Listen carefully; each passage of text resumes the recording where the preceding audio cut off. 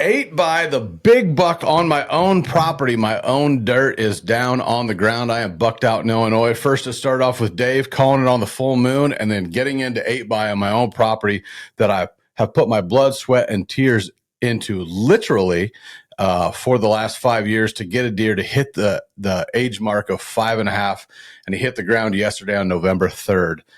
We just got done cutting them up, skinning them, putting them in the freezer, getting ready for the taxidermist, getting the meat to the butcher. My wife's actually going right now to Chris's place and to get it made into salami and sausage and some hamburger. So I don't know if I've ever been more excited. I don't know if I've ever had a hunt that went down in history as the number one hunt of my life until yesterday. The number one hunt out of hundreds and thousands, literally thousands probably of hunts in my lifetime that I've traveled everywhere and went after every species that's ever been on my dream book.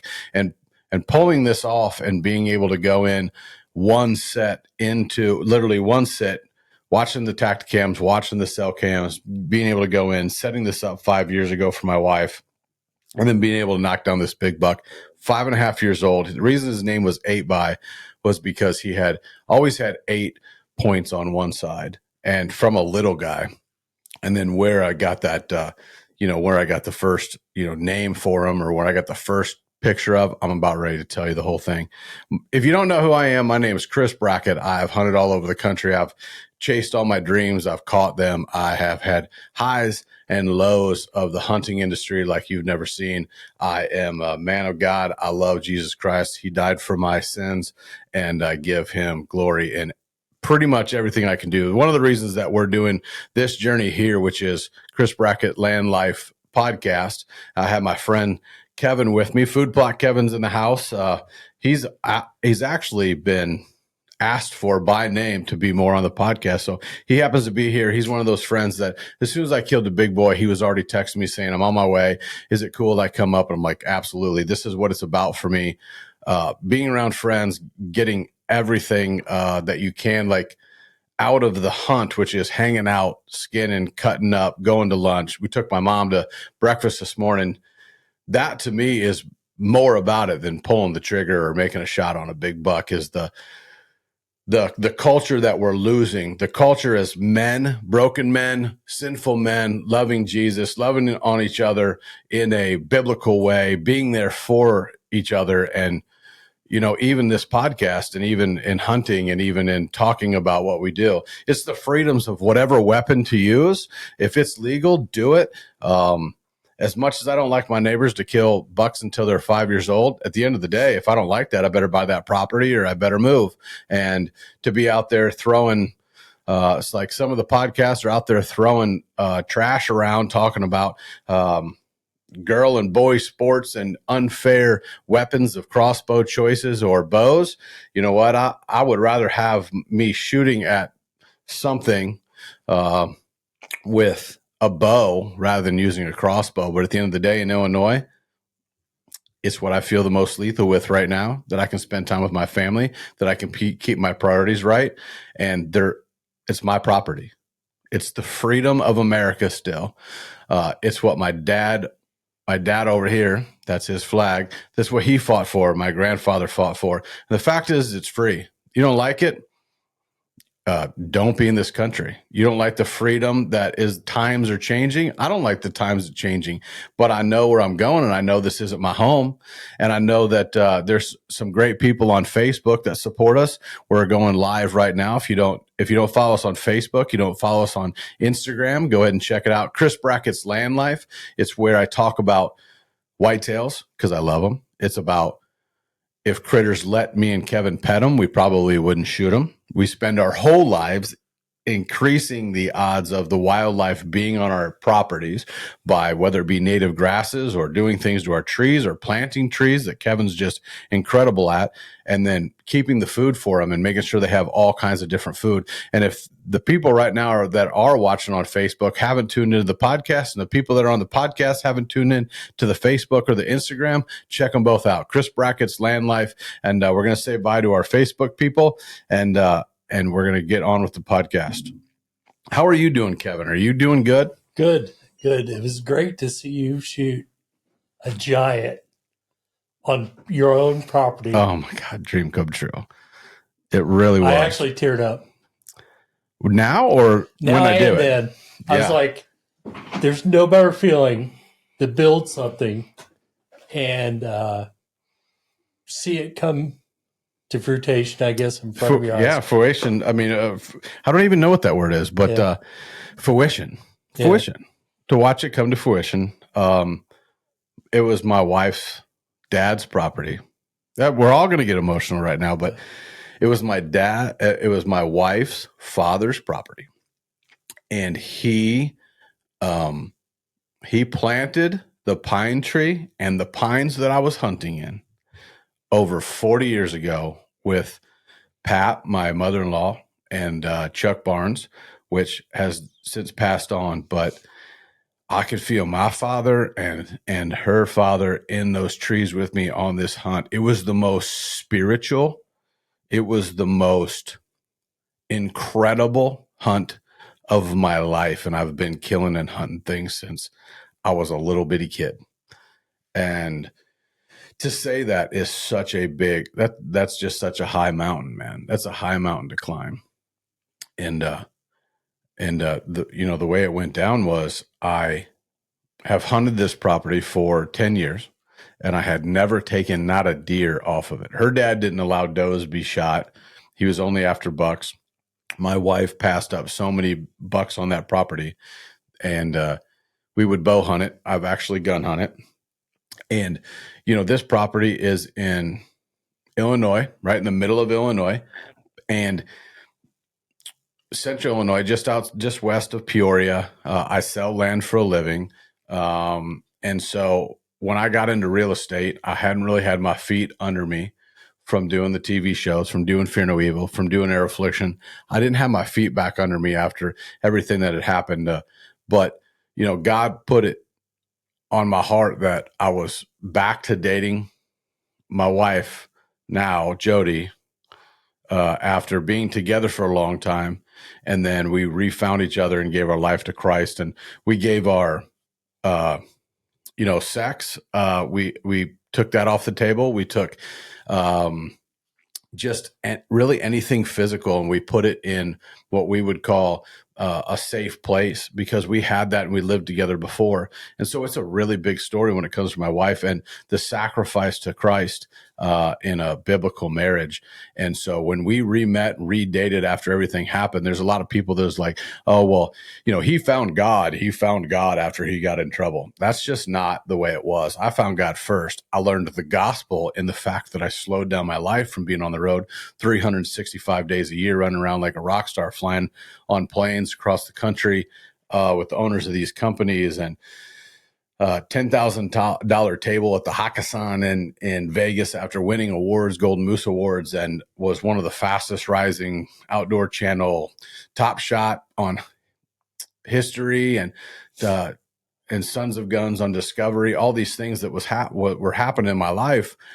I really never really cared about money. I really cared about my art. And now I'm getting to produce through this. It's amazing how God can change your life and use everything to really catapult you into a space like this where I can still create. I can be around my friends, and there's nothing limiting me. I can put out as many of these podcasts as possible. And I think that's just the journey. We have a lot to say. You have a lot to teach people. I have a lot of stories to tell, and that I can teach people and advise people in my life in Christ, and really just how he can move a mountain that's in front of you. And this was one of those that this was really kind of scary in a sense, because it was the greatest hunt of my life. It was so fantastic that you almost wonder if you'll ever have a hunt again, because it's like it was the top of the world. I don't even know if the deer will score over 170 inches. He may with his mass, but it wasn't about the score of this deer. It was about 8x the deer that was the first recognizable racked animal when we got married. That farm, part of that farm became mine, half of it, biblically in marriage, there's no prenups, there's no nothing. It's me and my wife together, same account, same everything. We share it all. We know that that the Lord is our Savior, and we know biblically what we're supposed to do. And so for us, it was all in. And so part of that farm became mine. And then through that, her dream was to keep that farm and do whatever it would take to make it more. And we started leaving beans, we started leaving clover, and we started working on it right away. We were doing whatever we could after we got married to make the farm better. Like I said, there was pines planted there years ago. We removed one of the things in land that I started doing was I started figuring out how valuable walnut and oak timber was. So we took out 20 walnuts. We got a really nice payday for those walnuts. It's something we now offer, and we have tree people at our disposal and that we work with at Herman Brothers Realty when I sell land and develop land. And so that's one of the things when I do a consult, that we look at the trees, we look at the value, because I've been there and I am a landowner and I'm trying to figure out how to keep this first just keep this 60 acres. The original piece was a 40 acre with a 20 acre off the back. 20 acre had the pines planted and trees planted 40 years ago, and they're now mature and grown up, and it's fantastic. But to see what her father started, and he was a little wild like me. He was a little wild and crazy. Probably what attracted her to hanging out with me. But he was a conservationist first and foremost. He might have been a little bit of an outlaw, and that's okay. But he loved animals. He loved nature. He loved all this. So to watch that be instilled into my wife and then support the things that I want to do, I think that was the coolest part. So the first thing we did was I did what you taught me, and we used your planter. You remember we went to that back 20 and we planted roughly 3 to 5 acres of beans, and just straight up beans, and started feeding those deer for 2 years. We did the same thing. We took beans, we went over it with brassicas, we had clover in the one field, and first we only had 2 real areas that we could plant. I had to work with the farmer in the bottoms because he was harvesting the soybeans, and there was just things I couldn't control. I needed that $2,000 from the farmer in the bottom. I needed the 17 grand from the walnuts in the bottom that we took off to pay for the taxes and to figure out how you paid for land, because all of a sudden I was a landowner, and I had bills. I mean, real deal, real life. I had bills to pay and how to keep this land. Yes, it was my dream, but it wasn't like I was successful. I was probably at the lowest point in my life. Where I financially, I wasn't there. And walnuts, the cash rent, whatever it took to keep that farm was most important at that point. And then we started planting soybeans, and we would leave those soybeans. And then what? Sweet corn. And so I did the sweet corn. That wasn't until we bought the 35 out front. Yeah.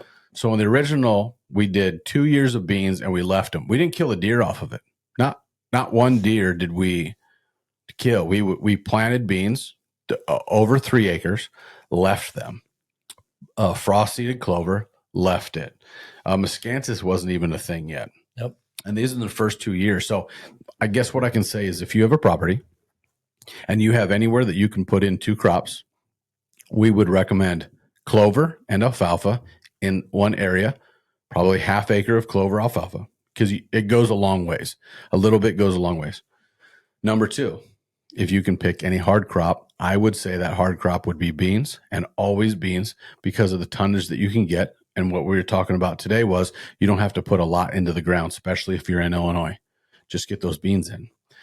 We got those beans in. We went at a higher rate because the deer are on them. So we went probably 2 bags to the acre. And that's 100 pounds to the acre to all you guys just getting into this, 100 pounds to the acre. And they're brand new, fresh seeds. We put them in 2 years in a row. We let the deer eat. We just let them be comfortable. We let the fawns drop and eat in that clover. And we put the beans in there. We did not harvest a deer off of it. We only hunted turkeys. And so as we did this, the goal was to see if we could grow a big, mature, beautiful whitetail in the next 5 years. And in that first year, I got a picture across the creek back in the grass area. I have one picture, and I've been trying to find it to show you today, of a deer that to me looked like it was 2 years old with its rack, but it was really only a year and a half old. And it had an extra point on the one side that has 8. So it's on its left side. It has this little extra little bitty kicker. And if I could find it for you YouTubers, I'll put it in this episode. If not, you can find it online at our Facebook or Instagram. But it's got one extra little point. I said, that deer is special. And over the years, I watched these bigger deer, these 4-year-old, a lot of the deer that before we started feeding them would make it to 4 years old. They would leave, they go to the neighbors, they get blasted. I didn't have the thermal cover. I didn't own I was landlocked. I couldn't get my property to where I thought I could hold animals. So I watched Kevin, your property. I watched other people putting in switchgrass. So I knew how to do soybeans. I knew how to do all the food plots, and we would, okay, what's our next move? Well, the dream is to buy up the stuff around your farm. It just happened that one day I'm driving out to the farm and there's an auction, and it's for all the land in the front of my farm, 2 different parcels. And we then were just getting into real estate, and we had other people, and we had investors that were like, hey, but if it'll help you out, I got to have money to spend. Now, there are people out there that when you get in the land game and when you get into any kind of investment and that didn't grow up like me or you in the blue collar market, they have money that they have to spend. So a lot of my job right now is finding great investments for people that are caught up on stuff, that's worked hard, that made money, and now they want to invest. And land is one of the best investments you could ever do. That's why I'm a broker in Illinois for Herman Brothers Realty. I sell land and find investments for people all the time. You said that you had to leverage everything to buy your first piece of property. And we all have to make those sacrifices, right? To get that first one. It's just the first one. The first one, yeah. And so on this one, there was a 35 acres going up for sale and then a big piece of tillable. I couldn't touch that tillable, but I knew that if it was God's plan that I would be able to buy that 35. And one of the people, shout out to him. We don't talk anymore. We're not friends anymore. We went our separate ways. But John was actually there for me when he said, hey, let me teach you a little bit about investing. I don't have no problem investing in this. I have money that I can spend, but you can buy it from me in a couple of years when you get your feet under me. Why not? He's just going to make 4, 5, 6, 7%, depending on what the interest rate is. Right now, it's crazy. But if I was paying him fair market, and so for me, the dream started to become true right there. I was growing deer, but I couldn't get them big enough. I couldn't get them 5 years old. They didn't live on me. They would leave and they would go visiting and they wouldn't come home. And so for me, it was one of those where I knew that I had to get to a place. I had to get to a place where I needed to control some more of the property around me. None of the people would lease. They all had hunters. They had hunters that would have been there forever. And so I had to figure out a way, and now I have a way. I have this door open. We're going to go to the auction. We're going to bid on this piece of property. This gentleman's going to buy it. And it's a perfect business decision for him because either way, the value on that property is still whatever it is that we bought it for. And then I'm going to essentially buy it from him, and I have a contract with him. So I made a contract. We did it. And now we have 35 acres. Now in front of this property, there was another property, that, in the future you would love to buy because it's a house and you'd love to buy that.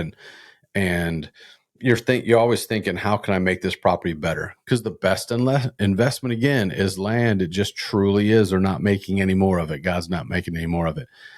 And so I knew I had this 35. I had this machine shop. I had this building. And then we pulled the crops off of that. and everything that we were able to make with the crops off of that property, we're able to pay the bills and get through that next one. So here we are developing the original 60, and then we're starting to do the 35, and that's where you came out, and we had trees now, and we decided to do sweet corn. My buddy Royce taught me how to plant sweet corn during the COVID stuff, and I didn't know how we were going to pay the bills, but real estate was blessing us, and we were just putting all of our faith in our dream, and it was very, very, very tough.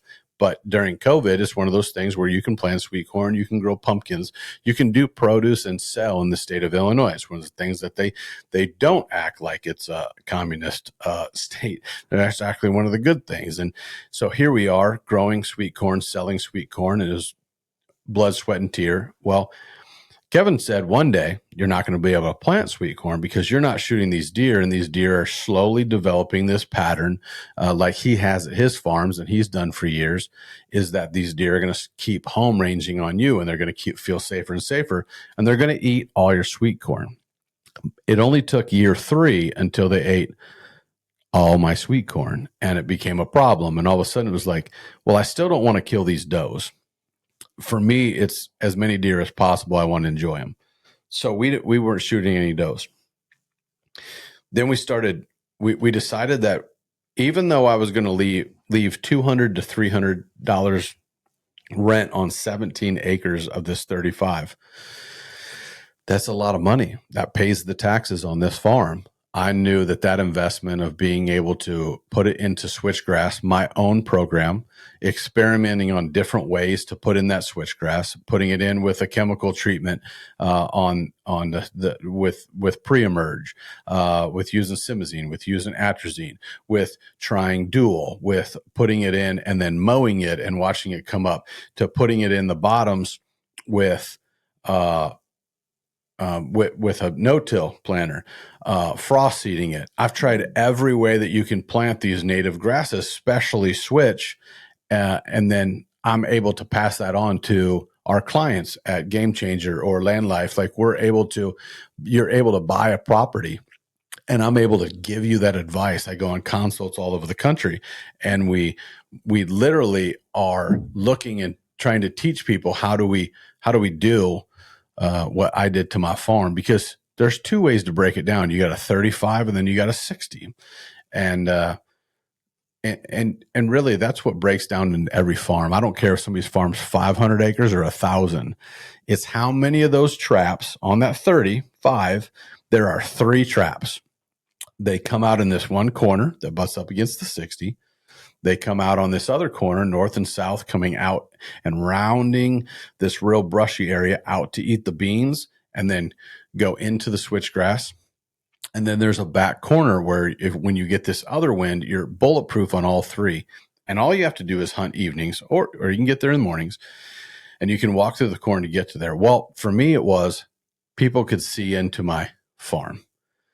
How could I keep people from seeing into the farm and the deer being able to not see out of the farm, so they kept, like, they felt that they were in some safe place? And that's when kind of miscanthus hit the market with the real world boys. It's still the best miscanthus out there. I don't necessarily agree with everything they do, but they got really great switchgrass. What do we got to say about that? Everything that they do seems to be very fair when it comes to the germination rates and the quality.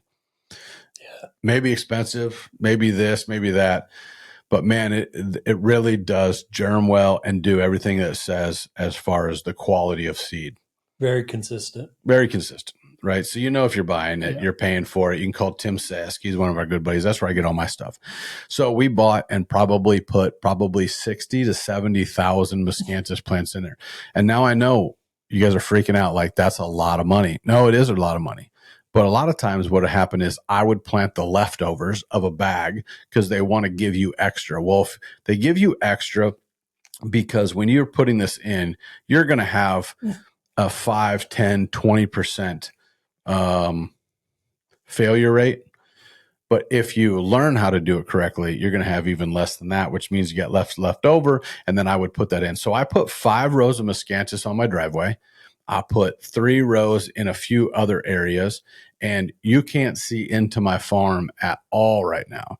After 3 years of being able to control it with switchgrass, all the beautiful trees from Ray, from Genesis Wildlife Group that we bought, we have trees, switchgrass, and miscanthus all on the driveway. We have persimmons down the middle on these switchgrasses. The number one thing that I have on all edges of my timber is a soft edge. And a soft edge, for those of you that don't know what a soft edge is, it is an edge that doesn't go corn or beans or alfalfa or grass straight to the edge of the timber. So picture this: flat, flat, flat in some type of crop, and then boom, trees or brush. It has a buffer in between. And we found that switchgrass, and it doesn't really matter the variety. Some of them grow faster than others, taller than others. If we can keep that buffer 10 yards around our entire perimeter of our timber, well, that just gives double the edge. And deer love edges, whether they're hanging out in the switch, looking into the beans, corn, or alfalfa, or food plots, or if you just have a farm and you're just wanting to add some more edge or some soft edge. This is where you get to control it. Your farmer is essentially working with you, and if your land that you love is to and your goal is to hold more wildlife, look at doing a softer edge. That means talking to your farmer and saying, hey, I'm going to put 10 yards around the edge. Let me tell you a secret. He is not getting very good yield in the first 10 yards around his field. That's 30 feet for y'all. In the first 30 feet, he's getting horrible yield. And if he can take away the roots and the shading of these trees, sucking all the water from his plants and the deer eating it, and you can add a buffer, he's going to go for it. And remember, you want to work with your farmer that's cash renting or splitting your farm income. And so that's what we did. Was we just decided that everything we had, first we were going to go around and we were going to do soft edges. And then I got carried away and I planted about 7 acres monoculture. Monoculture means one plant in there, everything else is dead, of switchgrass. Because I always knew that if I got it into a beautiful stand of switchgrass, I could go in there and kill areas. And that's what we're doing in year 5. We're going to kill areas and put trees in there. But what I also did was I called Kevin and I said, Kevin, I think that I can take miscanthus and I think I can put it in X's, and I think I can randomly use my tree planter and plant and just have Aunt Jody and Bryce randomly throw in miscanthus roots through the switchgrass. And that's what we did. And now it is the most beautiful thing.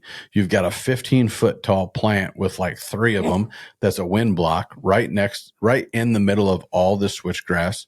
And right in the middle of all this switchgrass. And then I take them and I put X's, which is just planting an X 20 foot wide in there. And the reason for this is so those deer have this windbreak in this already thermal cover that we can go in and kill that area and plant cool season grasses. And really you're creating these little houses for critters. And the deer don't always like to bed in the switchgrass, but they really use the first 30 or 40 feet of edges along the timber. And so we really started getting into that. And then they would move from the switchgrass. We could carve out these food plots. So that's kind of a look at the 35 that we did. And as we started doing these, all of that that we did to it is so appealing to the eyes and so appealing to the critters, the rabbits. We released quail into it. We released so I can't remember if we did pheasants or not, but we just all of a sudden started seeing the turkeys started nesting in it.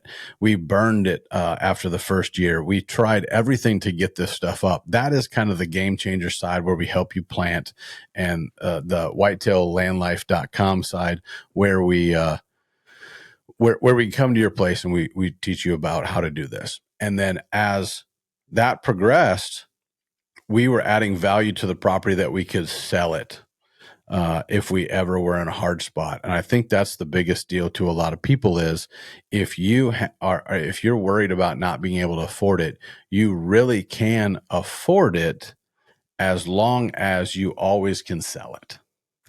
And that's what the lowest interest rates are. That really helps you in that. What do you have to say about that? I mean, everything that we did to it was all for wildlife and being able to enjoy the entire property. Paradise. Yeah, because you can't. To me, it was you just buy. If I've got cornfields and woods, and I can hunt the way I was hunt. But to me, that wasn't special. And so my life goal was to turn this place into as most incredible thing I could ever dream of a wildlife wonderland, and really not kill the critters off it. My wife loves turkeys, so you're not going to get her to keep from whacking turkeys on it. But that's what we started into. And right now it is one of the most beautiful 100 acres I've ever seen. And so that takes us to kind of this next phase of it, which was how do we keep track of these deer that are on it? So as we started to watch things grow, I would normally get 10 to 15 trail cameras, and I found that my money was best spent on like a Tacticam. They were like $100. I didn't care about the HDs. I just needed to know where the deer were, and I started putting them out all over my farm, but in strategic places that I didn't need to really get in and invade, just all the pinch points and all the scrapes that I made. And as the switchgrass kept growing up, and one of the big kickers for me was across this creek down in these bottoms, I knew that I always dreamed of replanting the pines that my father-in-law planted on it. And so we bought 5,000 white pines and blue spruce. Blue spruce, are they? Blue spruce. Yeah. And so we planted those. And one, the blue spruce, the deer won't rub on them. They're a little spiky and a little naughty. They're a little stickery. The white pines, the deer will absolutely destroy. So we wanted to make sure that we had a nice mix in there. And so we actually found this way, working with Ray from Wildlife Group, Genesis Wildlife Group, out in New York. We were really going to try something new. So I had the basis of a soybean field, They picked it, combined it in November. And then I had this blank slate. And so we ordered these 5,000 conifer trees, and we went ahead and sprayed down simazine. And I don't remember the rate, but it was a couple quarts per acre. And we put the simazine down. And we got the ground where we had a pre-emerge on there, but that wouldn't affect anything that was living. And switchgrass seed is a living seed, so it's not going to be hurt by atrazine or simazine when they're both kind of put down together, or the pre-emerge is put down first and then the seed goes into it. So I had 5 acres in this wetland and all this other ground around it. There's probably about 15 acres down there that was already grown up trees and whatnot. So I found that quinclorac worked really well to kill foxtail and nasty stuff. 2,4-D killed anything broadleaf. So I went into these areas, dropped in some frost seeding of some switchgrass, and then down in those bottoms where I was going into that old soybean stubble, I actually put it in 5 feet at a time with a no-till drill. I put it in at about 4 to 7 pounds per acre, which, because I haven't mowed it or burned it down, is actually okay. But I would recommend to you guys doing it 3 to 5 pounds per acre, with hoping for a 60 to 70% germ.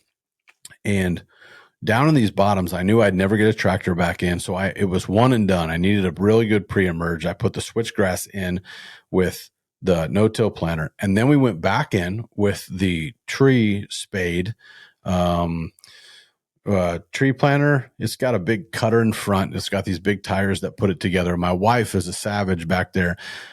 She loves this stuff. And I think she was fired up because she had planted with her dad. So started putting in these trees and strategically putting them all across the bottoms. And now they are now 3 years old, up to my hip. They're about 4 foot tall, 3 foot tall. Some of them now, they're in the switchgrass and they're in the other weeds like mare's tail and whatnot. But when you go into this bottom of let's say 5 to 7 acres of this wilderness wonderland across the creek, that is really my sanctuary. It is waist high. It is 50% switchgrass and 50% grasses and weeds. It is randomly you can see the trees, but the switchgrass is definitely taller than trees. They're slowing their growth down a little bit, but they are surviving and thriving because the deer are leaving them alone. And that's in the bottoms. So I wanted to create this bottom to where I could pull them to 3 different fields on my property where they would come out of this bottom, water at the creek, come up undisturbed, not hunted, and come out to these fields. And my goal was to continue to do that so the deer didn't go to the neighbors. And that's what we did. 8x was on that side, on this little hillside, on this cottonwood mock scrape. And I got one picture of him in, honestly, it was March, and he still had his rack. And he was a year and a half old. Then next thing I know, fast forward the next year, never found his shed, really looked hard to find that first set of sheds on this deer because he was kind of special. Everybody else was an 8 or a 10, but nothing had like an extra point on one side. And so as I went through, all of a sudden in the summer and in that fall, there was a deer that had this little basket rack, and he had 5 on his left side, and then he threw 2 others, and then this little bitty kicker, and he had 8. So this is, imagine a 2-year-old with 8 points on one side and 5 on the other. And I was like, this deer's special. I know him. Now he's 2.5. He's all over my farm doing 2-year-old stuff, walking the switchgrass, walking the beans. And now we had something. We had a couple other deer that we were watching, but none of them really showed anything that was very special. And so we turned that backfield that Kevin helped me plant, and we kind of moved it out, the food out a little bit, and decided that we were going to put more trees up there. So we put pines, we put some of your oaks that you grew, we put some Dogal apples around the edge of it, and we took half that and put that 4-acre field. We probably put 2.5 acres into the switchgrass, pulled the clover out to the edge, got rid of the soybeans, put them even further out onto the field that was even behind that. So these deer could flow out of these pine trees, through the switchgrass, out into the clover. Because when they're eating in clover, they're kind of walking through clover. They're always walking through alfalfa and clover, nipping and just keep walking. They're walking out to what we call hard crops, which are the soybean and the corn. And then on the outside I was growing this miscanthus. So you couldn't see into my farm to really know what was going on. And the deer couldn't see outside. So they didn't know that there was danger of the cars driving up and down the road. Cause you were telling me a story today about, the snow plows and stuff that would scare off the deer. And really we were just trying to avoid that. So we were using miscanthus, and it works, guys. It's incredible. We plant it. We can tell you how to get it up out of the ground faster than just throwing it in the ground like we did the first couple of years. We figured out how to kind of streamline that project. And so these deer would come out, and now they're in 4 different areas on my farm where they come out of these bottoms and they come out of this timber that we don't go into. And we really, out of 100 acres, we only hunt really 4 spots, depending on the wind, but everything is westerly. We don't really worry about the east winds. It's all westerly. And so we're leaving these areas alone. So when people talk to me about, well, I got ground, how do you make it, into something special? And you and I both only hunt probably 10 acres of our entire property. Probably if that. Yeah. So what do you got to say about that? Because that's a big deal. I mean, that's our key to our success. Once you have confidence in what you're doing, yep, and believe this is going to work, it works. Now, do you find that your bigger timber hold your deer, or those edges of that brush, or that, and we're both not big advocates of hinge cutting unless you're just wanting to create little small areas, right? I've hinge cut on edges of timber just to make it more of a screen. Mm-hmm. And then it's more of a blocking aid, blocking the wind, making them feel it's secure. Definitely not for the forage and the browse like everybody talks about it, because it doesn't always work that way. When you start doing so many food plots and you have so much food, you realize they'd rather eat Yeah. beans in a row, or They'd rather eat candy out in the cornfield. Yeah. Corn is candy to them. I mean, they definitely, if they have a hard winter, they're going to start hitting those buds Yep. in early spring and March when they start to bud out. And they're But you don't need a lot of it like they do up north. Up north, they need it out in the middle or whatever. We're literally taking the best dirt on the planet in Illinois and turning it into food for deer and leaving corn and beans. We hear so many people say, "Oh, they got plenty of corns and beans. I got 100 acres of bean and corn fields." But when you ask them, "Do you leave them till March or April?" and they say, "No, there's plenty on the ground." Bull, we watched everybody tilling all that stuff under today, and to dig through snow or to get enough to sustain themselves and put on this body weight, like we're about ready to tell you about 8x and how fat he was. Beans first, right? Beans are, Ray likes to say beans are king or queen, and clover or alfalfa is secondary. Clover, alfalfa, secondary, depending on time of year. Right. I mean, first thing they'll hit in the spring is alfalfa because it's greening up. Yeah. But yeah, the beans, and you can do a lot of things. You can interplant beans with other, like brassicas, like I do with in my wheel tracks, or so he's got the cool setup. He's got a 3-row planter. Now, don't buy a 3-row planter with 30-inch rows because you're planting in your wheel wells. I found that out the hard way. But Kevin's got a 3-row planter that is on 15s. So they plant between his wheel wells, and then he goes back and you kill the weeds using. Yeah, I keep everything sprayed because that matches my. Oh yeah, so you keep it all sprayed. So you got a picture, a row missing on the outside of the 3, and he puts his tire track back in that. So you've got these beautiful rows of 3, and he's mastered how to plant beans and even corn and all these small seeds through it because he's figured out how to do it. But then his wheels are always open, and then you go back in August and September.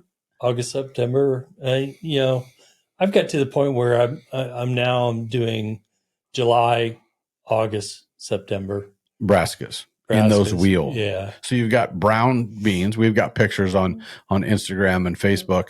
You've got your 3 rows of beans, and then you have where you just broadcast over them. Basically 42 inches, either the old Ninja. Yeah. The mini bike with the spreader on. Yeah, because you could ride it down your tire tracks back and forth, and you're spreading brassicas.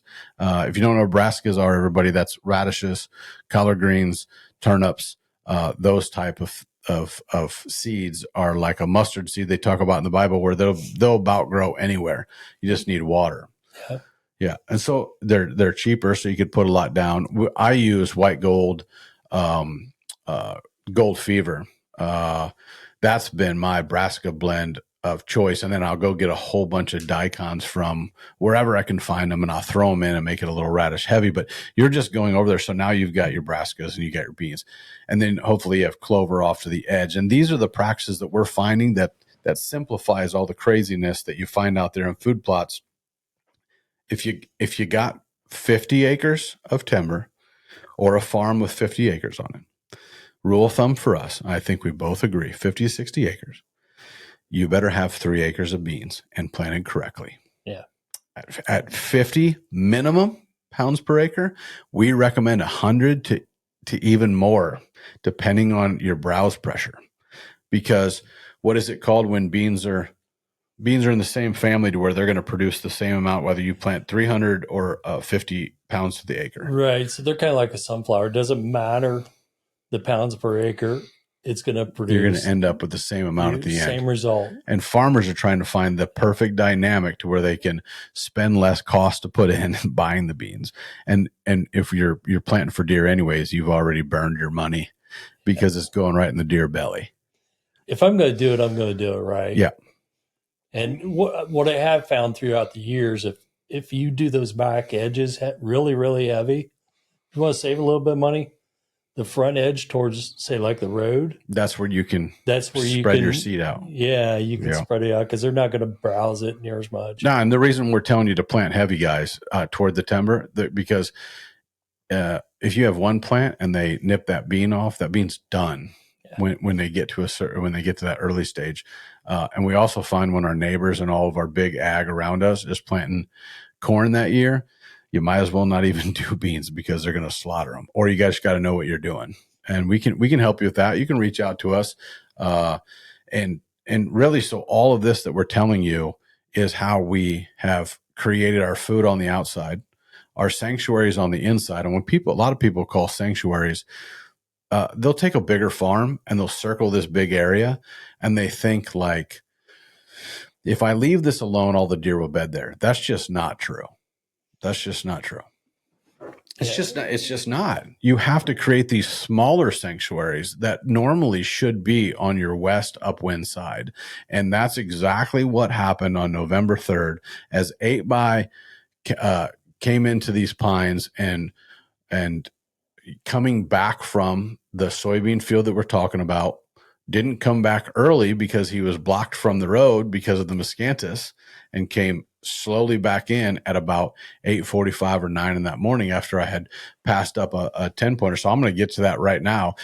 The story of 8x was 2-year-old. I saw him at a year and a half. 2-year-old, he had 8 points. 3 years old, he had 8 points on one side, maybe more. Now all of a sudden he threw 5, 6, 7 on his right side. And then, he would come out and eat in the corn after I mowed it all down and got ready for next season, all the way out by my barn. And I looked for his antlers for weeks and never found him, even though he ate there every night. And I was just kind of heartbroken that I couldn't find these, but he lived on me all year long. And then fast forward to him being 4.5 years old last year. And if y'all don't know, I just got back into, got my kind of Ricky Bobby. I got my cojones back last year. I got off of my timeout. I'm ready to hunt, and I'm after a deer that I've been watching for that was 9.5, 10 years old. His name was Wolverine. And one time he was pushing the world record, 200 inches. Somebody shot him and he survived it. We're hunting him here on my lease and where I live. And we're hunting this big giant deer, and I was after him. And then this other deer that I had 3 or 4 years earlier that was already mature. I said, one day this deer is going to be special. He's got a double white patch. He's got this really kind of spread out frame, and he's going to be a giant. And that was Handy. And I shot Handy last year. He scored like 181 or 183. And then the other one scored 185. And I killed 280-inch deer last year that were literally my welcome back to myself, but I grinded. One deer took me 20 hunts, I think. Yeah, 20-ish sets before I got an arrow in him. I saw him 4 times. I outsmarted him and killed him out of this hole in the ground. That's another great story. And then the other one, Wolverine, actually was able to get Kirk in the game, and he was actually able to take a shot, and he hit him high, and which made this deer go completely ninja dark and never came back out. So I had to keep hunting him, and I got close so many times. I ended up shooting him the day after Christmas. The day after Christmas, he walked out like he was supposed to walk out, and it was freezing cold, and it was like 15 below wind chill, and I shot him at 45 yards, and I filled my tag on 2 of the largest deer I've ever been able to kill, and it was such a big relief. But the whole time, there's this 8x deer with 8 points on one side, 7 or 8 on the other, 150, 160-inch deer. Doesn't really look like it, but he was heavy, and he was always kind of this big fat boy, and he was just kind of just this really cool deer that I just kept my eye on. So I didn't even hunt my farm last year. And then now, mind you, this is year 5 of having the 60 acres, the little 7-acre chunk we bought off the neighbor to have food on the outside and miscanthus, and then the 35. And then as this is all going down, we bought the acre.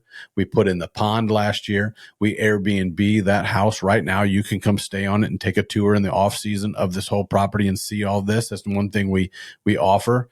And so we can tell you more about that. Just reach out. But as we keep going through this deer last year was patterned. And when I say patterned, when it got time for November 1 through about November 15th or 16th, these deer really ball up in 3 parts of my farm that we don't go in unless we go in to get a deer out. My wind doesn't blow in there. And the only time you'll ever see me in there is if it's pouring down rain. I know my neighbors aren't hunting and I have to go in there with high winds, and I get cameras set up and I do whatever I got to do. I wait till it's raining. I wait till it's nasty, and I get in, I set up cameras all over my property. I make sure that all my lines are taken care of with a bunch of different trail cameras.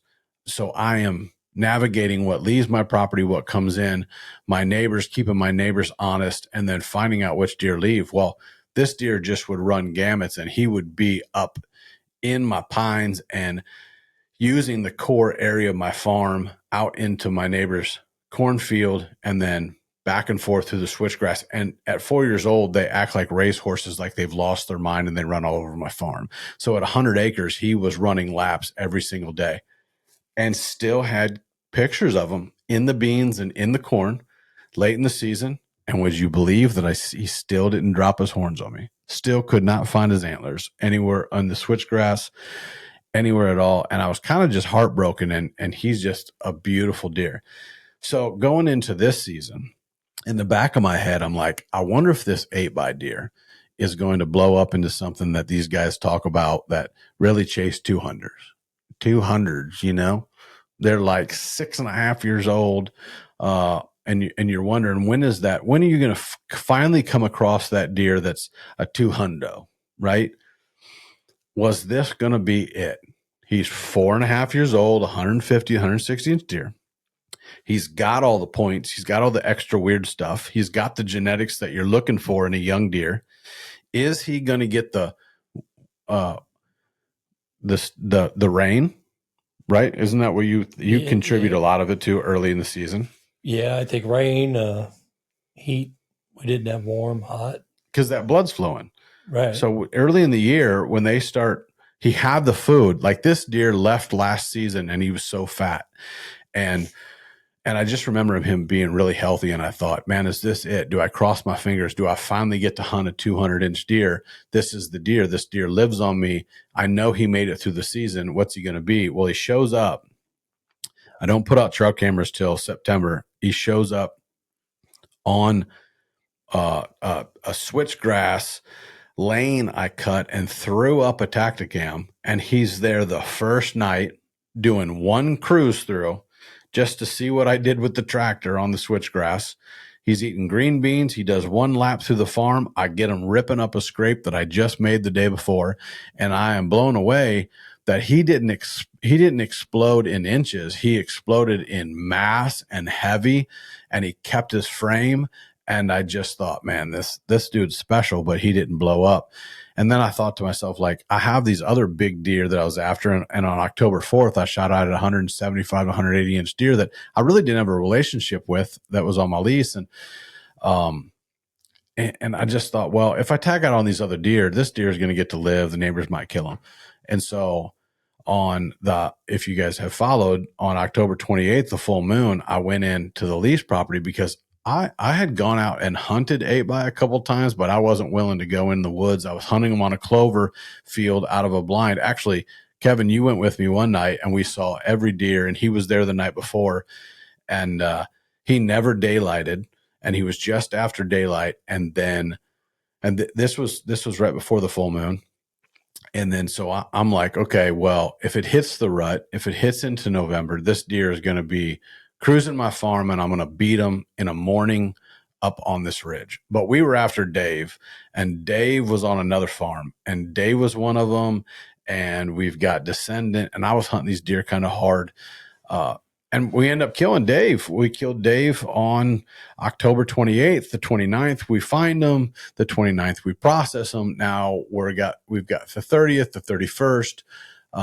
We did some podcasts. We did some other stuff. And all of a sudden, here is 8x on every camera, hitting every scrape for 3 days. And I think he locks down.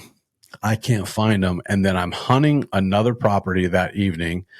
Descendant is daylighting on 3 or 4 cameras. He's coming out in the field. I hunt him with a decoy for 3 nights. I never get an encounter with him. I decoy all these other deer. And then all of a sudden, 8x hits a camera And he leaves me the most beautiful trail camera video on this Tacticam that I've ever seen in my life, in the broad daylight, in the pines, in front of a stand that I hung for my wife 5 years ago.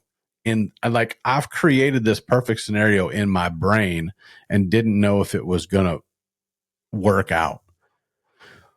From these corn, soybeans, clover, through the switchgrass, through the planted pines, through the old mature pines, into this ridge, and work through it down through the creek, and then using the whole other part of the farm. Everything has to come through this pinch. And if I walk down through my farm and I take this little road, I can come up the edge of this little road in the middle of my farm with a southwest wind and beat everything that is on the ridge, but not in the bottom. And I don't mind the bottom.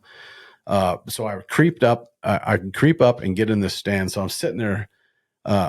So I have made this decision that I'm no longer going to spend time on Descendant. I'm going to go after 8x after he leaves me this beautiful video. So on Facebook, I leave this video and I say, is he a shooter or not? And the rest of the world says, I can't believe you've let that deer live as long as he is. You need to go after him. He's a monster.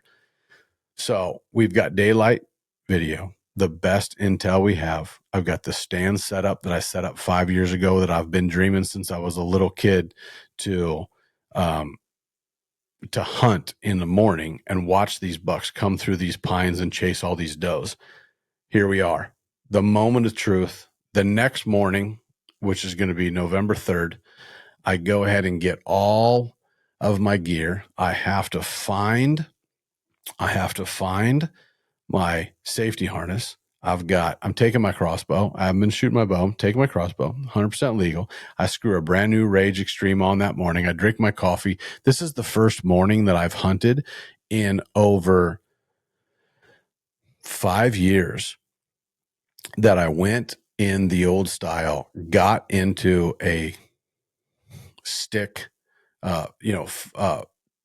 25 up of like 4 or 5 stacking sticks, and then get into a real stand, a hang on stand. So I'm up in this stand and I'm headed to it. My wife's completely on board. I'm going after 8x. My dream's coming true. All the hard work, everything. This deer is daylighting. I believe the does are in heat up in this little frenzied area, and I'm going in the dark. I've got the southwest wind, but it's going to heat up, and it's hot now, but I know it's going to heat up as far as the temperature, and these deer are going to lock in and lock down, and they're not going to move much. So I get all my gear together. I leave that morning. I drive all the way to my farm. I pull in. I walk down my road, little flashlight, real quiet morning, but about a 5 mile an hour out of the south. And I creep down there. I get in the stand. I got to bring a pull-up rope. I get up there. I get everything set. I get the brand new arrow and broadhead Rage Extreme. This is with a collar. I only shoot the collars. I put this bad boy in. I hang up my crossbow. I'm sitting there and the sun's rising. The turkeys are actually yelping in the trees in front of me. I've got 5 or 6 raccoons walking around the forest floor around me. And I am smiling ear to ear thinking, I've just got my dream. I'm hunting my own dirt. All these deer are going to come back from these beautiful soybeans and clover through the switchgrass, walking through these 40-year-old planted pines. I can see my breath. I got a 5 to 7 mile an hour wind coming out of the south. The first big warm-up day. It's the rut. It's Knox County, Illinois. I'm living my dream. I'm thinking about my father passing away 2 years ago. I'm thinking about Jody's dad would be smiling right now knowing I'm hunting these deer up here. I've hunted and dreamed about killing a deer in these pines since I met Jody 10, or we started dating, 10 plus years ago. It's been a decade of dreaming about being up in here in these oaks and these pines.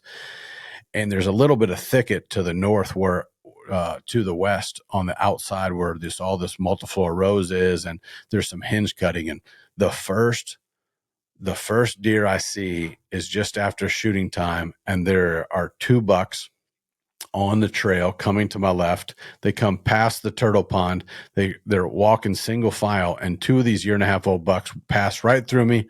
Both of them hit my scrape stick that I've had going for like 3 years. They get their picture taken in front of the camera. One hits it. He walks off. The other one single file behind him. He hits it. He walks off. I'm like, this is incredible. Turkeys fly down. The raccoons are running around. I got a black squirrel on my right, and I'm just loving life.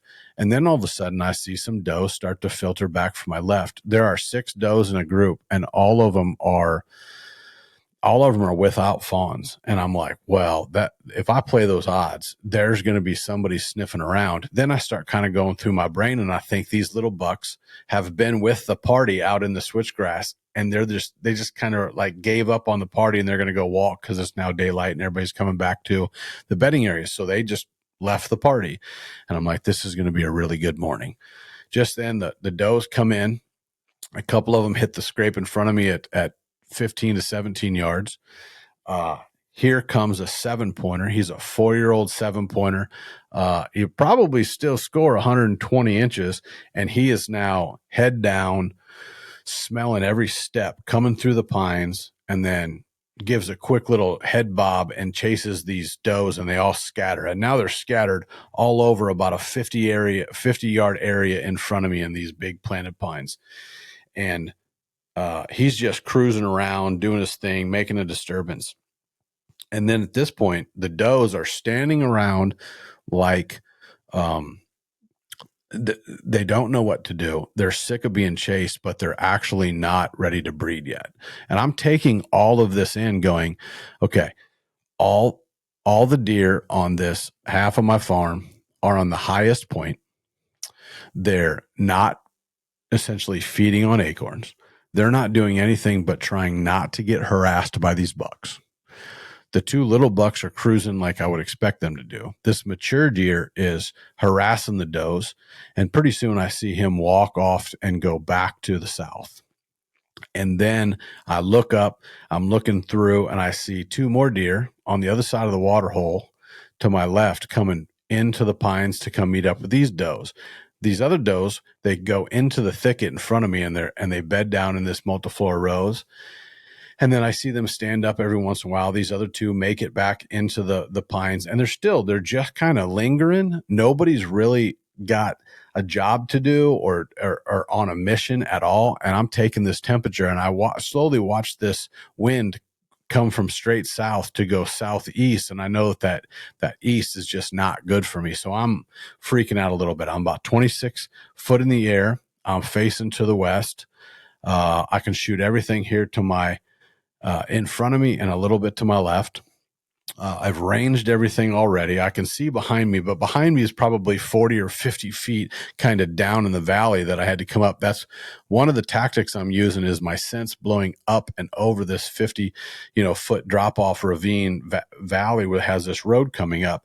And so it's really high. So any of those thermals are going to kind of take my scent and just kind of bring it out and just shoot it down and away. So these deer won't really know where I'm at. When they do wind me, they're going to know that I'm 50, 100 yards, 50, 100 yards, 150 yards away. They don't really know where I'm at. I'm not danger. And as this is all happening, all of a sudden I hear, brrr, and this big 10-pointer, probably about 150-inch 10-pointer, got weird kicked back G2s. I know this deer well. I want to say he's 5, but I believe he's just a big, fat, beautiful 4.5-year-old, and he is big, heavy bases.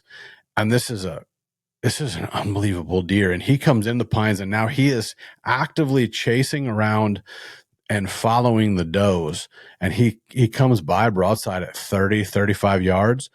And I just smile at him. I'm like, man, if it was anybody else, or if it was I had 2 tags, this would just I could get my dream over with right now. And now this 10-pointer, he goes down in the multiflora rows, and this kind of speeds up the process. And the turkeys come up, and I've got does hanging out everywhere. I really can't move a lot.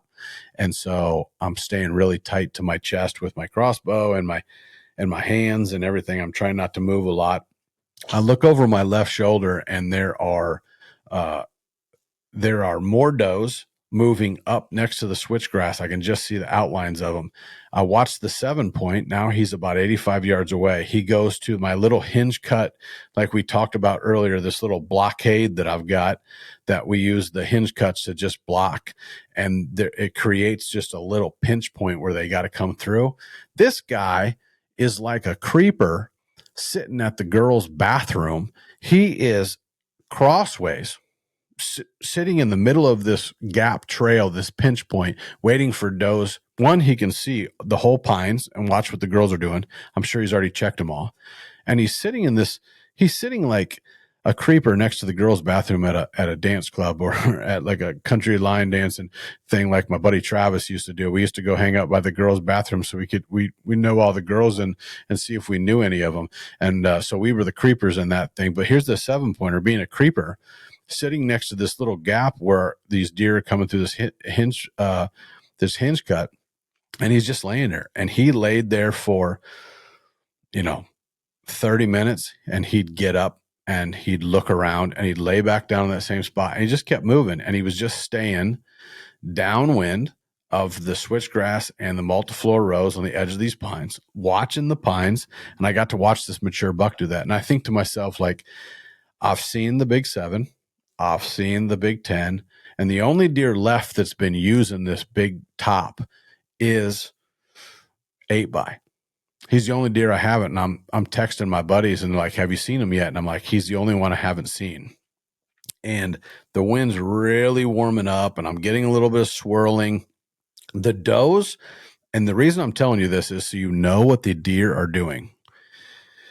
The does are standing up every 15 minutes, milling around, and then just kind of standing there, staring at each other, chewing their cud. They would walk over and they would relocate on the top. Picture this big top ridge, and then just over the ridge, outside from where the pines are, there's all this multiflora rose. And then what's that green stuff that are invasive?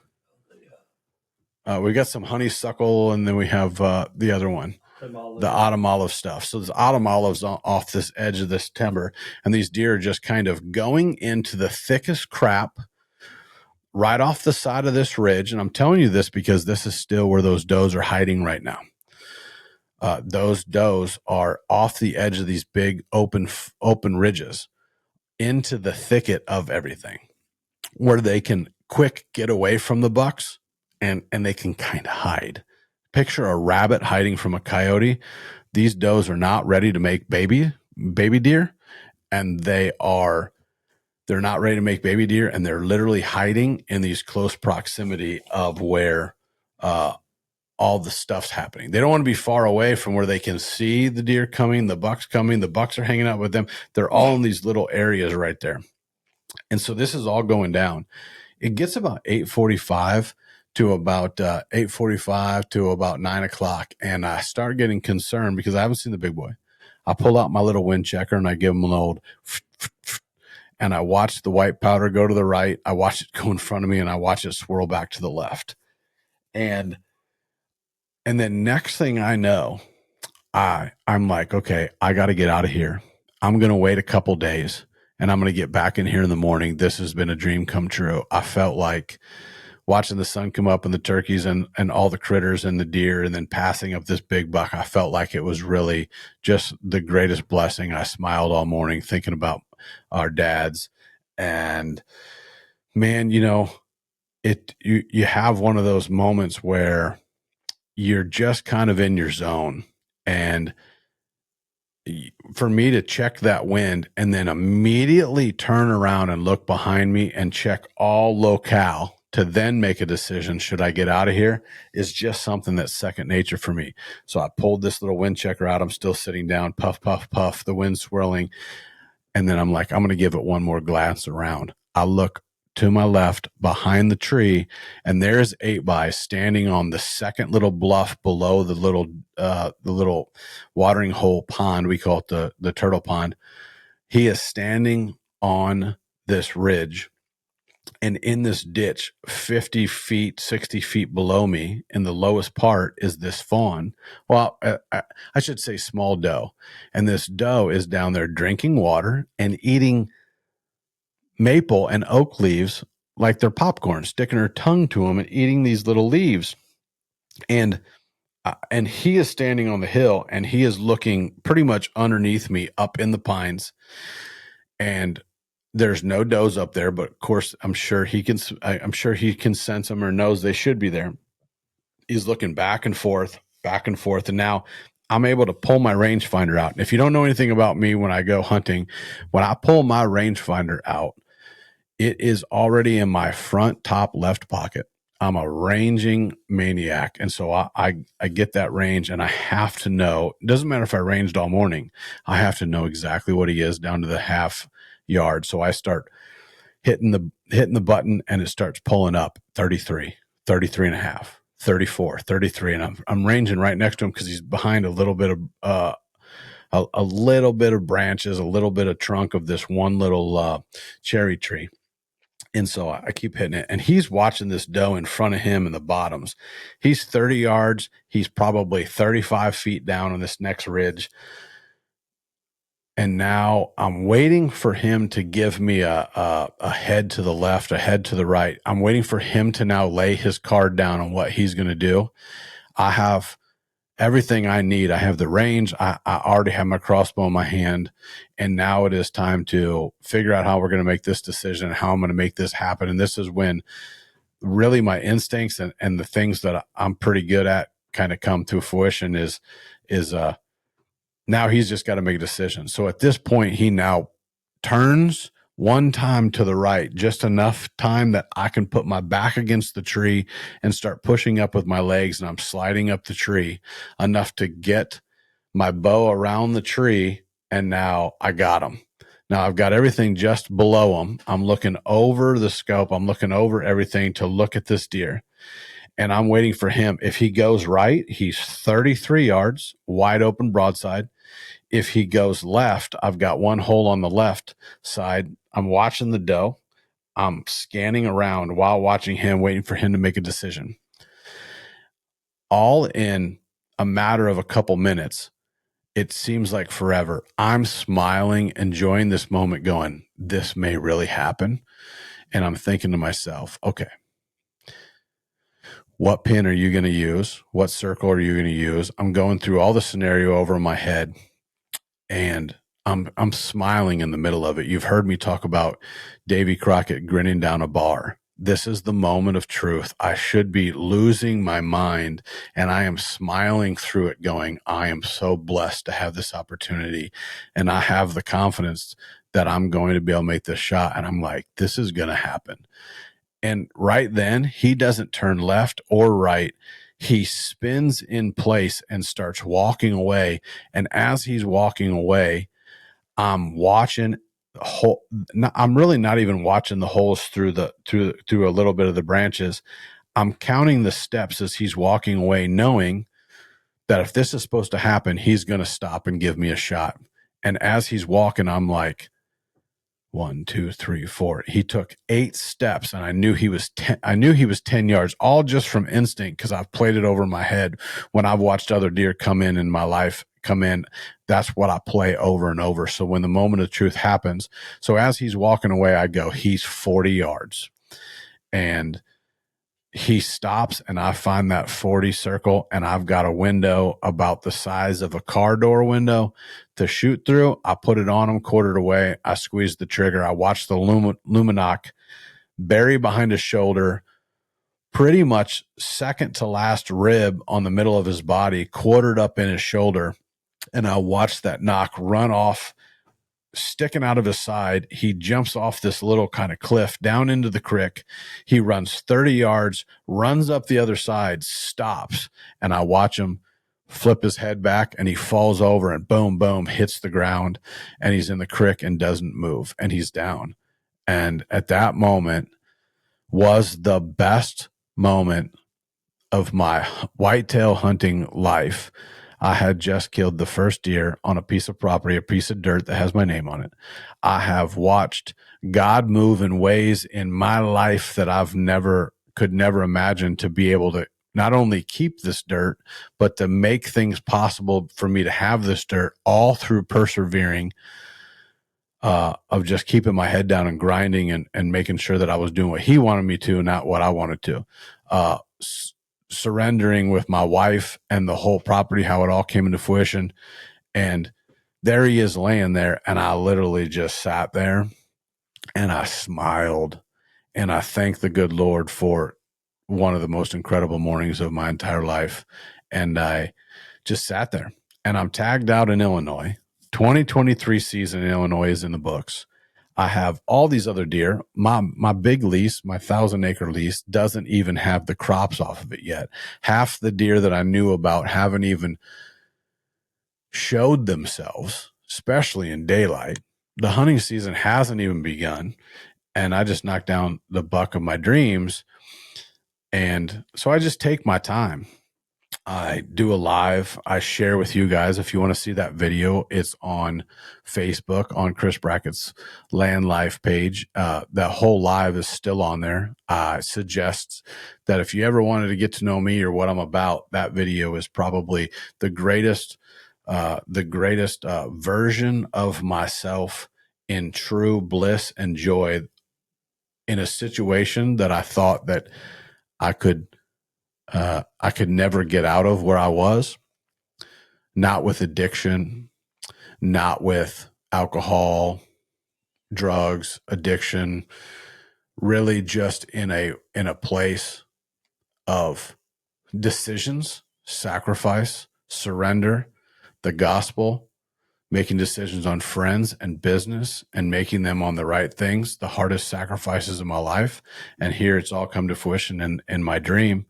And now it's time to share. I went live to share it. I called my mom. I called my wife. I called my friends. And then I just got down and went down. And there is the biggest bodied whitetail of my entire life. Not only is he a beautiful deer that's probably going to score 164 and maybe with his mass measurements go over 170 inches. So we've pretty much got a Boone and Crockett whitetail on the ground. He may not make all time, but he'll make that 160 something class. He's a giant. Now I'm laying there and I realize that he is a mega body too. This deer, after we gutted him and got him out of there, we got him out of there completely whole. After we took some pictures and I got some of my buddies out to help me, shout out to Seth and Luke and Pete and my wife for coming out and then helping me get this deer out. But when we got him on there, it was tough to get him onto the machine. And then when I realized that later on, when Kevin and my wife go up and we go up to Presley's and weigh him, he's actually 254 pounds field dressed with no guts and no nuts and a lot of his belly meat and fat completely trimmed off of him. He was still 254. And there was a good reason why he was just a monster. And so this goes down to how do you grow a deer from the beginning of nothing, all the way to the point of being able to take them off only 100 acres. Is it discipline of not shooting a deer off the property for 5 years? Is it the food? Is it the switchgrass and cover and thermals? Is it just what? Like, what is it? The water, the thermals, the timber. I think it's just all of it. I think it's having the discipline to, one, dream that big. Number two, just keep doing the little things. I think so many of you are out there that need just a pat on the back, a pat on the butt from us, that really we don't take what we do for granted, planting food plots and trying all the extreme ways of planting everything. I think you guys need pats on the back and pat on the butt for doing the little stuff, learning how to frost seed, learning how to use IMOX or a clethodim on your clover to keep your weeds out, and then working the next thing on how do I plant a little bit of switchgrass around the outside to make a soft edge. I've only got 15 acres. I've only got 20 acres. That's okay. That's what we started out with. I mean, my wife had the 60. I had to buy the 35. Then I had to buy the acre. Then I had to buy the 7. We still don't have it ever paid. I don't know if I'll ever have it paid off. I use the bank's money to try to buy other farms and advance them and sell them. But listen, we can teach you at the real estate side how to make investments in land.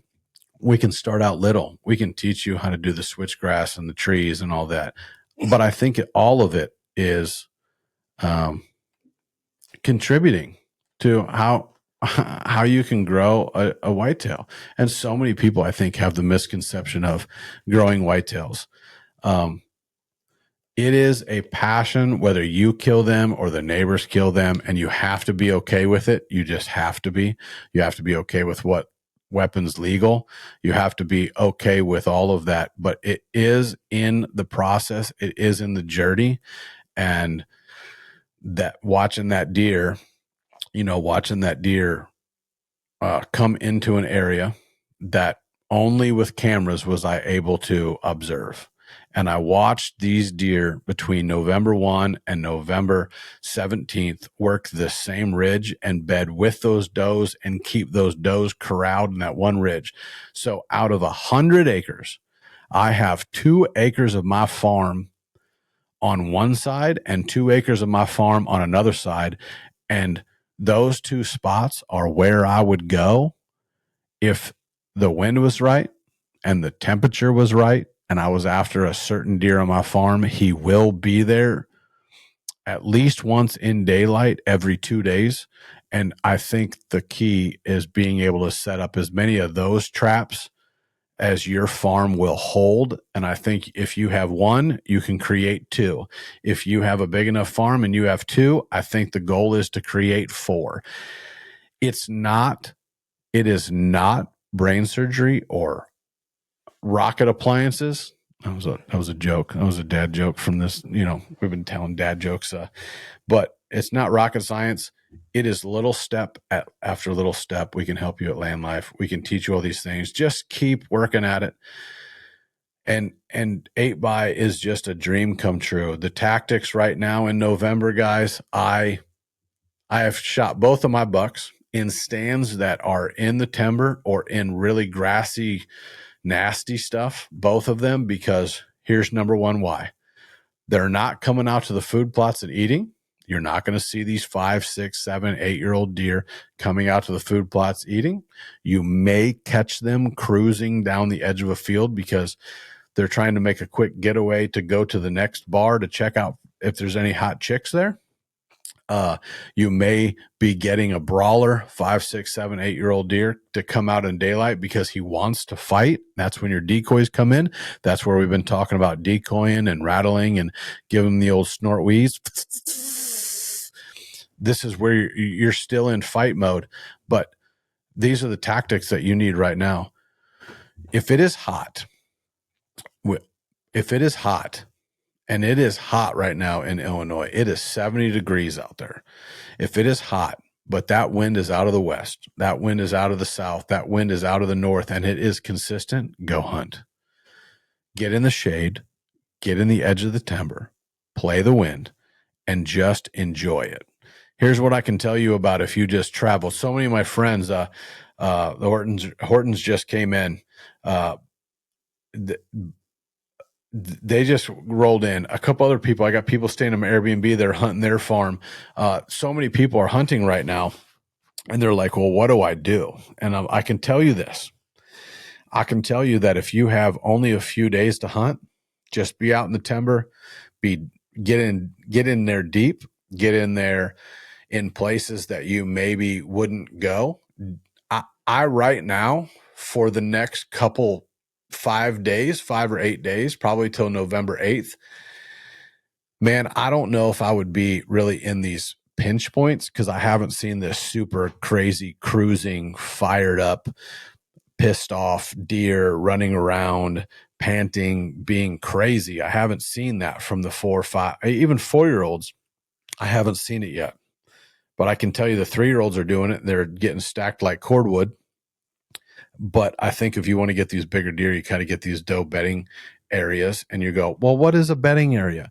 All right. I want you to picture the nastiest, thickest scenario that I just explained in that story that's off of the edge of an oak ridge or a ridge that you can beat the wind because your highest point in the property.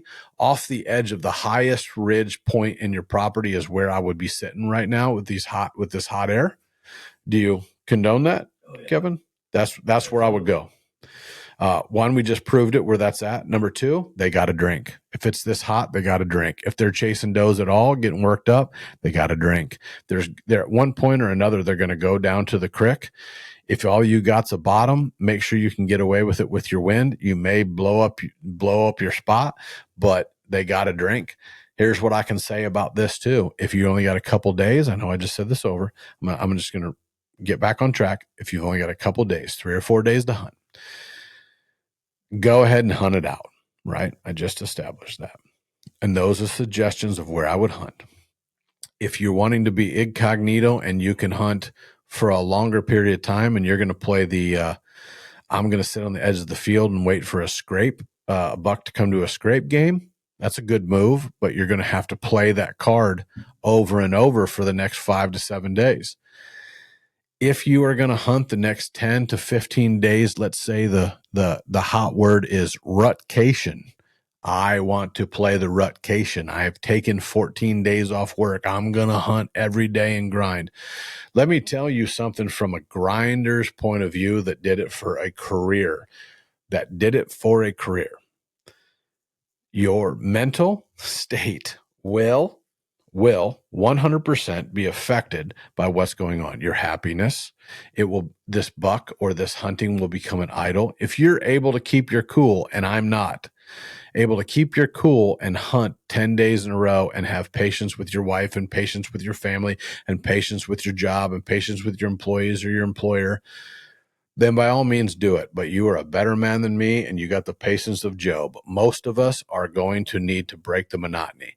So I'm telling you, if it's super hot and you can hunt next week and this week, but you're wanting to enjoy it, go take your wife and watch The Blind at the movie theater, Phil Robertson and Kay Robertson's story. Go take her on a date, wine and diner, spend time with your family, have a campfire with your kids, take them to the orchard, the apple orchard. Go do other things while it's 70 degrees and cash in those chips so your butt can be off. The 10th, the 8th is my favorite day. Let me just put this right now. If we get a wind out of the southwest, northwest, west on the 8th of November, I think you're going to find, I know Jeff Lindsay's favorite day is the 8th. It's also mine. Some of the biggest deer on the planet I've watched and I've killed have been on the 8th. The moon, the red moon or whatever, man, I'm telling you, from the 8th till about the 16th are going to be fire. So go spend time with your family, go back to work. If you have a choice and you can get off some of those days, go do those instead. Go back to work. Go get some brownie points with the wife, the girlfriend, the kids, the family. Go grab your mom, give her a hug, take her to breakfast like we did this morning. Go spend time with your family right now because the 8th through the 16th is going to be absolutely out of this world if we get the cooler weather. I'm talking about 25 to 30 at night and not getting above 55 degrees in the day. It's going to be out of this world. Do you agree, Kevin? Yes. The deer of love. I mean, your deer, he was not going anywhere. Start again. I had your mic a little bit lower, so you agree, right? Oh, absolutely. Your deer was not going very far. I mean, you look at the weight, they have not dropped any body weight. Mm-hmm. I mean, your deer, I guarantee. He has so much fat on him. The back had a ½ inch. It varied from a ½ inch to an inch of fat on his back, the hard fat. And then on the inside had the globular fat balls, the stuff that they live off of forever. Tons of it. Tons. On November 3rd. I've never seen a deer that fat. The acorns, they're still eating acorns. They're so fat. Listen, don't be fooled. If you boys are in Kentucky and Kansas and whatever, you're hunting them corn piles, that's awesome. But man, the odds on them coming out there and actually eating corn are not high. Checking the corn for some chicks, that's a different story. You may have to pull back off the X a little bit, might have to go a little deeper in the staging area before you get to the corn. But I'm telling you right now that they are so fat. Kevin's talking about it right now. He reminded me about my big deer. My big deer was maybe going 30 acres. 30 acres of my farm, out to those 2 fields, hitting that clover, going out in that big neighbor's fields, running around, hitting my CRP, hitting my CRP, my switchgrass, getting on 3 or 4 cameras, but he wasn't running.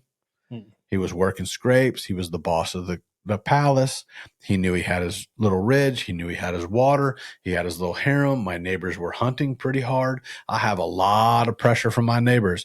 I got a guy and his father and his kids, his girls. They hunt the other property. Their wind blows into my farm. It's very hard for them to hunt, but they'll hunt. Honestly, a couple of those big mature deer, I hope the girls get them. My neighbors to the north, I've got one good one, but he's like 2 farms away that kills big deer. The rest of them, they'll shoot everything that's brown and down, and they trespassed last year, and the game wardens are come after them. That's your warning.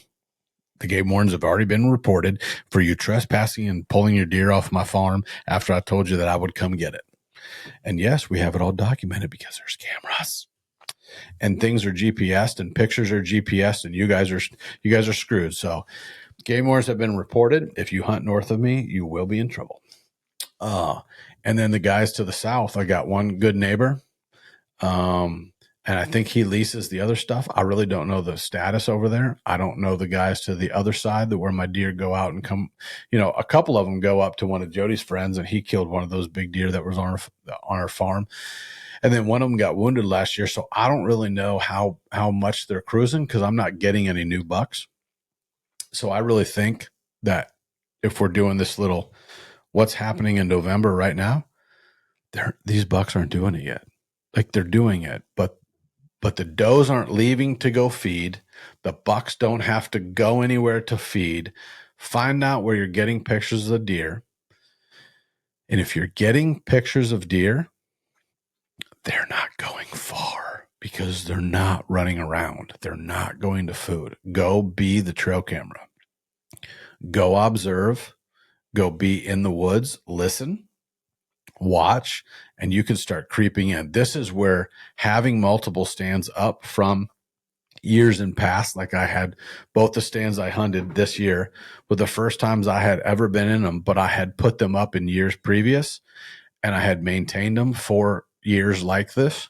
And if you're really good with some stacking sticks from, like, let's say Lone Wolf or Lone Wolf Custom Gear, or I don't know, XOP or whatever, if you can get some sticks up and get 10 foot in the air and throw up a lone wolf, and you can hunt that, or if you're, what do they call them? Love swings or the saddle hunting. The saddles. I mean, we were hunting in saddles 15 years ago when Lone Wolf come out with these little bitty platforms. And so, like, they're a game changer. If you can get one of them, get 15 foot off the air in the air and hunt into your property from the field, try it 20 feet in, 20 yards in.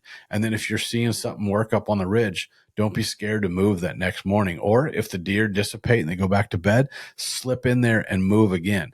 This is when being able-bodied and able to slip in and put up a new stick or a stand in this high wind, in this heat, and then get in the stand. Don't go put up the stand and then go home and then get in it the next morning. Go put it up and get in it and hunt it. The first time in, you said it earlier. You're killing these deer in your first time in. Go first time in it, hang and hunt and kill them. I'm not going to say all this stuff like lock it and cock it, first time in, hang and bang. I'm not into that. Just go take the stand in there, put it up and get in it. Even if you got to make 2 trips in the same day, you're messing it up, but it'll reset itself a half hour from there if the right doe or the right buck comes in. Blind call and rattling, these guys are talking about blind rattling right now. One thing I can tell you is, in the last half hour of the day, if you don't see anything and you're not going to spook anything, this is one of my tricks. I have used it many times, and it's a Hail Mary. It's either going to push deer away or bring them in. If you're in the woods, or if you're somewhere and you've got, like, let's say a half hour or 45 minutes left, if you give out just a loud and you do a snort wheeze and you do 2 of them, if there is a deer that you can't see and he's without a doe and he's a mature buck, he's going to step out and start working toward you. If it's a smaller deer in the field or does, they're going to run. and it gives you a chance to get out in that next half hour. But it really kind of it's one of those things to where if you're going to get down at 9 o'clock anyways, and it's 8:35 or 8:45, give a big smoking loud snort wheeze, give a couple grunts, get something to where if there's deer close to you, they're going to come in that last minute. And if they don't in the next 10 minutes, you know that you can get down and sneak out of there. That's one of my little bitty tips. Also, that's with rattling when you're blind calling. I like to go short and fast, big, heavy antlers grinding together for 30 seconds, 45 seconds, and then rip them apart and hang them up and get ready. I'm not a big one to where I want to tell them the whole story and paint a picture where I fail at the extra tink with my antlers, or I slam my thumb into the antlers. I don't want to give them too much of the story that they can pick apart because they're not frenzied up yet. Smash the horns together, grind them together like they're pushing and pulling. Give yourself 30 seconds of a real push and pull battle and rip them apart and hang them up. If you do it too long, if you do too many grunts blindly, burr, burr, burr, burr, burr, burr, burr, burr, they don't hear the leaves with it. If you're rattling, rip those antlers against the tree and start raking the tree before you get into this rattling sequence, or after it, or a snort wheeze after your rattling sequence. A lot of times they'll fight and the winner gives a snort wheeze after it. You're going to have to, while you're sitting there, convince yourself that you're watching a fight or watching this calling sequence happen, and that validity of what you're going to sell them, you have to be an actor and sell them on it. They live out there. They fight every day. They hear snort wheezes and grunts and little doe stuff every day. They hear the leaves crunching. They don't ever hear somebody fighting without hearing the hoofs beat on the ground. There are so many of these little things that give yourself away. So just be concerned about that and listen to all you overzealous callers that see a little bitty buck walking and you want to call at them. If you're not going to shoot them, don't educate them. I don't want to hear this. Oh, I can't rattle in any big bucks. No, because you grunted at him when he was a 1.5 years old, 2-year-old, and 3-year-old 100,000 times, and he knows that you're an idiot. So I don't know, Kevin. I think that's it. I wish I would have got to the 8x story. I hope everybody kind of enjoyed it. I know we talked about a lot of stuff, but I really think that the story of the killing of the big buck really comes down to planting the trees and developing the farm, because the romance and the love and everything that I put into the farm created the big buck, created the opportunity. And it was one of those God moments that the arrow hit where it was supposed to. I think the patterning of it was watching that ridge over and over and watching my farm with trail cameras that I invested probably about $1,500 to $2,000 in every year with trail cameras, being able to educate myself on how my farm flowed, going out that extra mile and being able to put in beans and leave them. Even if you're paying a farmer, you wouldn't believe how much dividend it'll pay to imprinting on those younger bucks that will one day be big bucks by just paying the farmer to leave 3 acres. Whatever you have to do, you have to get 3 acres of hard crops. And listen, you boys that want to plant corn, whether you're down south or up north, if you are not putting 4 bags of urea nitrogen or some type of nitrogen into your ground and getting it covered up, that your corn crop can actually produce real ears, it doesn't count if you're producing these little bitty guys. It counts by just putting an extra 4 or 5 or 6 bags of urea onto your ground and working it in before you plant that corn, and you're going to win the game. I know a lot of you planting corn, you think it's great, but the deer have it eaten up in the first couple weeks. We can help you with that. We can help you. But that's the stuff you have to do. But you have to get some hard crops on your farm. Even if it's a farm that's just out there, your uncle owns it, put in 3 acres of beans, put in a 1/2 acre of alfalfa, stay out of the timber, add soft edges, And we can teach you this stuff on whitetaillandlife.com, where I do online consults. I just did one the other night. Really helped this guy figure out this farm in Kentucky. Was a real blessing to help him. We did an hour long session. He's ready to rock and roll or to go to Kentucky this weekend. And this stuff can really help you. And it's really very easy for us because we've done it for years, and to just pick apart a farm real quick and where to look and where to find the X's and how to pull off the X's and how to about strategizing coming down the edge of a property or how the farm lays. And if you want to buy a farm, that's what we do in Illinois. I'm a broker with Herman Brothers Realty. Herman Brothers Realty has made this possible right now. We're looking for more support, but Herman Brothers Realty was the first one to help me buy some of this equipment and get off the ground. So Herman Brothers Fishery and Herman Brothers Realty in Illinois. That's where I work. That's who I sell and broker land for. Get a hold of me on that. I also do consults across the country and consult on that, which is through my other company, Game Changers. And so just get a hold of us, share with your friends. I hope you enjoyed the story about 8x. I really hope the hard work that was put into it and the blessing of one of the greatest hunts that I've ever had happening because of all the hard work and the blessings that God gave me speaks a little bit to your heart. I mean, that's what it's been, is 5 years of dreams just to make one thing. And it wasn't. And the part that made it special was because it wasn't full of pressure to succeed in the killing of the animal. The pressure was to enjoy what I had done, and then was blessed to turn around and look, and the big boy was there. And he was the only one that outsmarted me and got me that morning. But then I had trained myself well enough to keep my cool that I made the right shot. And now he lives with me forever. We'll try to put him right here behind me on one of these sides. But that's the cool process. It's a journey. It's getting that moment and taking that shot and practicing and making sure you're range find, and make sure if you're stopping a deer tonight or in the next couple of days, don't give him a bat, bat, bat. Give him a meow. I'm Chris Brackett, and see you later, Kevin. See ya. Bye, food plot, Kevin. Okay, check us out on the interweb out there on Spotify and Apple and YouTube, and check us out on Facebook, Chris Brackett's Land Life, and Instagram. Thanks, guys. Really appreciate you.